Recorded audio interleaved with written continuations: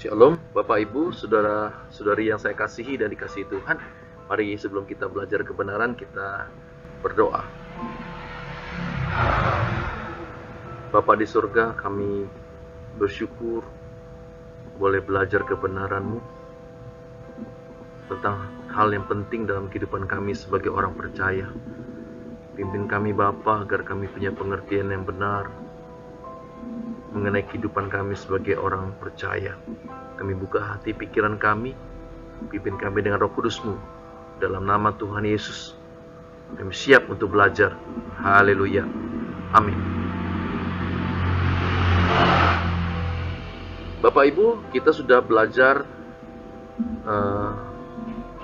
bahwa untuk mengerti kebenaran itu memerlukan proses. Di bagian pengantar saya sudah menjelaskan dengan panjang lebar. Saudara yang belum mengikuti atau menonton pengantar, saya akan memberikan linknya saudara.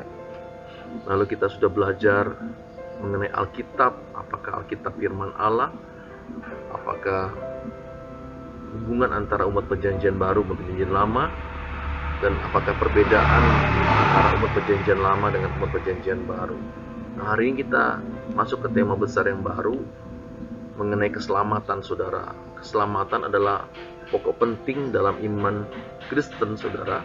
Kalau pengertian keselamatan itu salah, maka kita hidup juga salah sebagai orang Kristen. Nah, untuk belajar kebenaran sejati, kita tidak dapat menemukan kebenaran sejati dari Injil yang diajarkan oleh Tuhan Yesus kalau kita tidak lepas atau melepaskan diri dari keterikatan kita dengan harta duniawi, saudara. Lukas pasal 16 ayat 11 mengatakan, "Jikalau kamu tidak setia dalam mamon yang tidak jujur, siapakah yang akan mempercayakan kepadamu harta yang sesungguhnya?" Mamon yang tidak jujur kita mengerti adalah harta duniawi, saudara. Mengapa dikatakan tidak jujur? Karena orang mengerti harta atau uang bisa membeli segalanya. Ternyata tidak. Ketika orang ada di sekatan maut, di ruang ICU, uang tidak dapat membeli nyawa saudara, tidak bisa menolong. Ketika orang berada di suatu penyakit yang sangat parah, uang tidak dapat memberikan kesembuhan. Ketika rumah tangga berantakan, kacau, uang tidak dapat memberikan kedamaian atau persatuan itu. Oleh karena itulah uang atau harta disebut mamon yang tidak jujur. Nah, harta yang sesungguhnya dalam bahasa aslinya, bahasa Yunani, alitenon, arti kebenaran. Oleh karena itu, kalau orang yang terikat dengan mamon yang tidak jujur atau harta dunia ini, maka ia tidak dapat menemukan kebenaran sejati. Maka salah satu syarat belajar kebenaran adalah kita tidak bisa lekat dengan harta dunia. Nah, kita belajar mengenai keselamatan. Pengertian keselamatan bukanlah sekedar masuk surga dan terhindar dari neraka seperti yang diajarkan oleh doktrin gereja. Doktrin gereja haruslah didasarkan Alkitab. Oleh karena itu, doktrin yang tidak sesuai atau yang ditentang oleh Alkitab bukanlah doktrin yang benar, saudara. Suatu doktrin tidak boleh ditentang oleh Alkitab, karena memang doktrin berasal Alkitab, saudara. Oleh karena itu, bicara mengenai doktrin keselamatan, kita harus belajar mengacu pada Alkitab. Nah, keselamatan itu bukan hanya sekedar masuk surga dan terhindar dari neraka. Sama seperti sebuah kerajaan bukanlah soal tempat, melainkan ada seorang raja dengan rakyat yang dipimpinnya. Jadi keselamatan bukan hanya sekedar suatu tempat yang disebut surga, melainkan adalah pribadi-pribadi yang ada di surga itu. Pribadi-pribadi yang dikehendaki Bapa, yang layak untuk hidup bersama Allah selama-lamanya di dalam kekekalan. Kalau di dalam Alkitab, hidup bersama Tuhan Yesus dalam kerajaannya.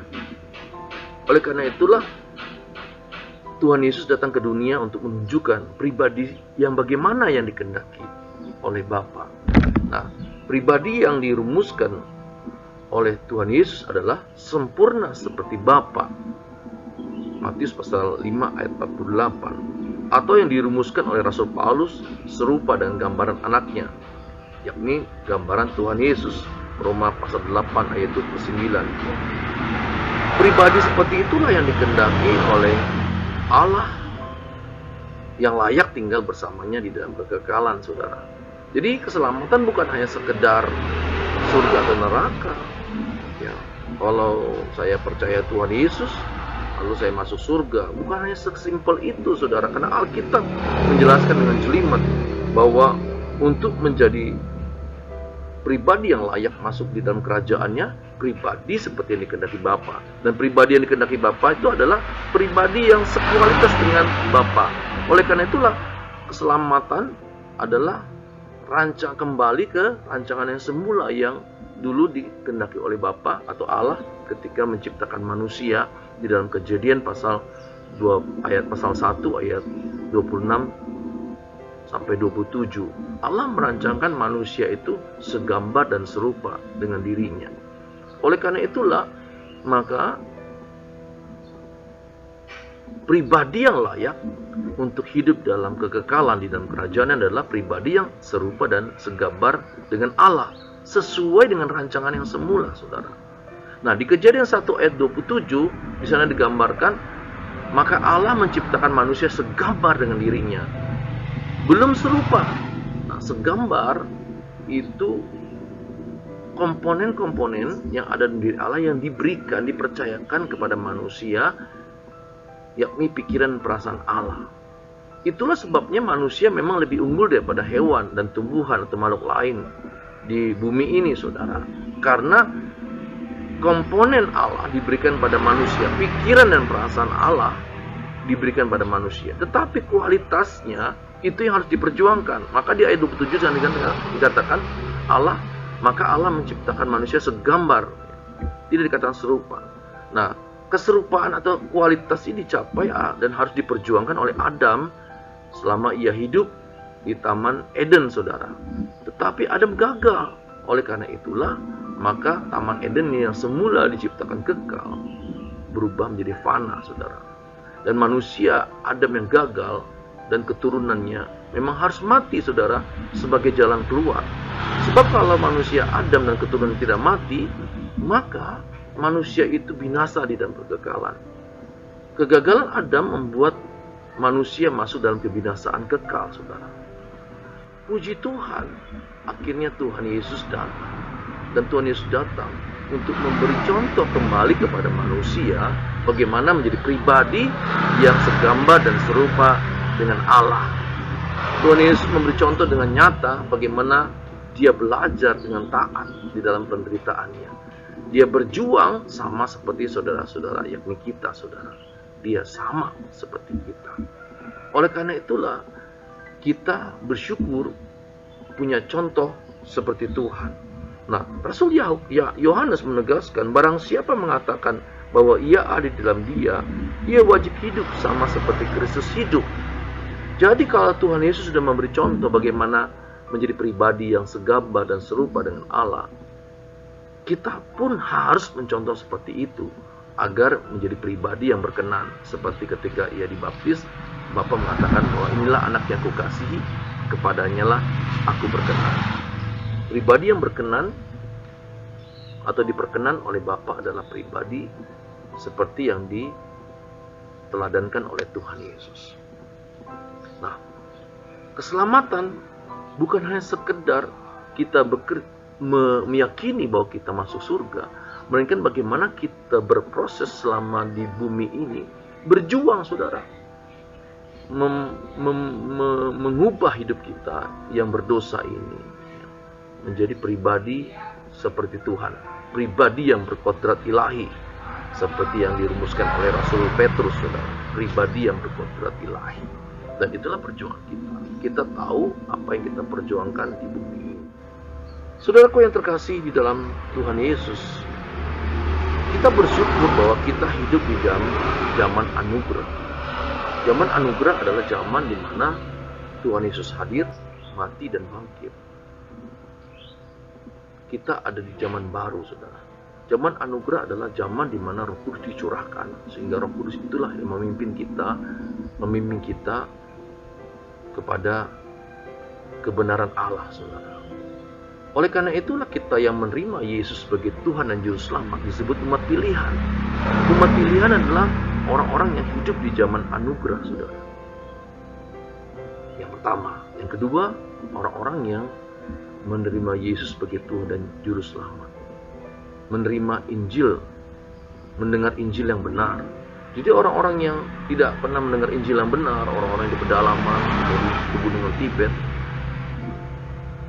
tidak dapat diberi kesempatan menjadi umat pilihan karena tidak mendengar Injil yang benar. Atau orang-orang di luar yang mendengar Injil yang salah, saudara, tentang Tuhan Yesus, diajarkan yang salah tentang Tuhan Yesus, dia tidak dapat disebut umat pilihan. Yang ketiga, umat pilihan adalah orang-orang yang diberi kemampuan secara jasmani dan rohani untuk bertumbuh dalam pengenalan akan Allah dan kebenaran Injil itu, saudara. Jadi orang-orang yang cacat, entah mentalnya, fisiknya, secara physically, sehingga susah untuk memahami dan bertumbuh dengan benar dalam kebenaran Injil, itu juga susah untuk menjadi umat pilihan, saudara. Nah, kita bersyukur, saudara, saya bersyukur kita adalah umat pilihan, saudara. Umat pilihan belum tentu dipilih oleh Allah, sebab itulah kita harus menjadi umat pilihan yang dipilih oleh Allah. Jadi, umat pilihan adalah umat yang diberi kesempatan untuk menjadi pribadi yang serupa dan segambar dengan Allah, saudara. Itulah yang kita perjuangkan. Jadi saudara dan saya sekarang mengerti bahwa tidak mudah untuk mengubah kodrat kita yang berdosa menjadi kodrat yang segambar dan serupa dengan Allah, saudara, sekualitas dengan Allah. Oleh karena itu di dalam Filipi pasal 5 ayat yang ke-6 bisa dikatakan, hendaklah hidup dalam hidupmu bersama mengenakan pikiran dan perasaan Kristus. Nah, apa yang kita perjuangkan adalah bagaimana kita menyelaraskan pikiran dan perasaan kita menjadi pikiran dan perasaan Kristus, saudara. Nah, itu tidak mudah, saudara. Yang pertama, kita harus melepaskan diri dari segala apa yang di dunia ini, Lukas pasal 14 ayat 33. Yang kedua, kita tidak boleh mencintai dunia ini dengan segala isinya, 1 Yohanes pasal yang kedua ayat 15 sampai 16. Kita tidak boleh bersahabat dengan dunia ini, karena jika demikian menjadi musuh Allah, Yakobus pasal 4 ayat 4, saudara. Itu dua syarat yang membuat kita bisa bertumbuh untuk mempunyai pikiran dan perasaan seperti Kristus, saudara. Nah, itulah perjuangan saudara. Tidak mudah, sangat sulit, saudara. Sebab kita masih mengenakan kodrat berdosa, karakter-karakter kita masih karakter yang cacat. Tuhan Yesus memang mendatang dan menebus kita, mati bagi dosa-dosa manusia, memberi kita kesempatan kembali untuk menjadi umat pilihan. Bukan berarti bahwa Tuhan Yesus menebus dosa kita lalu sudah selesai, enggak. Keselamatan mempunyai 3 dimensi yang akan kita pelajari di sub-sub tema berikutnya, saudara. Nah, hari ini kita belajar mengenai pengertian keselamatan yang benar, saudara. Jadi keselamatan yang benar, pengertian keselamatan yang benar bukanlah sekedar masuk surga dan terhindar dari neraka, melainkan kembali ke rancangan semula, menjadi pribadi yang segambar dan serupa dengan Allah, sekualitas dengan Allah, mempunyai pikiran dan perasaan seperti Kristus. Demikian saudara, mari kita berdoa. Bapa di surga, kami bersyukur kami sudah belajar mengenai kebenaran-Mu. Biarlah hidup kami Kau pimpin dengan Roh Kudus-Mu, agar benar-benar menjadi pribadi yang berkenan di hadapan-Mu. Ampuni dosa-dosa kami Bapa, selama ini kami tidak mengerti apa yang harus kami perjuangkan sebagai orang percaya. Sekarang kami mengerti Bapa, pimpin kami ya Bapa. Kami serahkan hidup kami ke dalam tangan-Mu, dalam nama Tuhan Yesus. Haleluya. Amin. Selamat berjuang bersama saya, saudaraku. Tuhan Yesus memberkati. Amin.